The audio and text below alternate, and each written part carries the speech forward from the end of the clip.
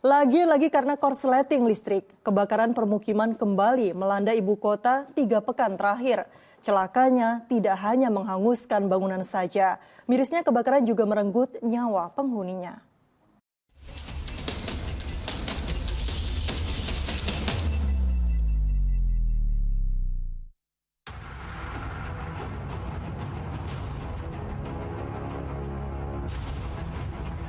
Sambangi satu persatu rumah warga, aparat gabungan dari Satpol PP Kecamatan Grogol, Petamburan, dan PLN Jakarta Barat memeriksa instalasi listrik. Dalam inspeksi mendadak itu, petugas mendapati rumah yang disinyalir memakai aliran listrik ilegal. Penggunaan listrik ilegal dituding jadi salah satu biang keladi terjadi korsleting listrik yang mengakibatkan kebakaran di sejumlah permukiman di ibu kota. Kemudian jika ada kelainan pada KWM meter dan ada potensi bahaya, maka kanal listrik yang masuk ke rumah pelanggan bisa jadi tidak sesuai dengan seharusnya.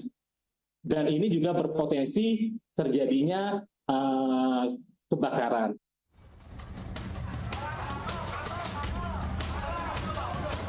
Namun korsleting listrik tak selalu diakibatkan penggunaan listrik ilegal. Tengok saja kebakaran yang terjadi di kawasan padat penduduk di Jalan Simpruk Golf 2, Kebayoran Lama, 21 Agustus lalu. Kala itu kepanikan melanda warga. Hembusan angin kencang serta bangunan semi permanen membuat area kebakaran meluas hingga melahap ratusan bangunan. Akibatnya 600 jiwa dan 120 keluarga kehilangan tempat tinggal. Satu korban bahkan meninggal dunia diduga akibat syok. Meski masih menunggu hasil dari Puslap 4 Polri, dugaan sementara kebakaran berasal dari korsleting listrik dari genset milik salah seorang warga. Tak hanya hanguskan bangunan, kebakaran akibat korsleting juga membuat 6 nyawa penghuninya melayang dalam peristiwa di Tambora, Jakarta Barat pada pertengahan Agustus. 6 orang tewas tak bisa menyelamatkan diri karena akses jendela tertutup teralis besi. Pemicu kebakaran diduga lagi-lagi karena korsleting listrik yang kali ini diperkirakan berasal dari kipas angin milik penghuni indekos di lantai 2. Nestapa akibat kebakaran benar-benar sisakan duka mendalam bagi keluarga para korban jiwa.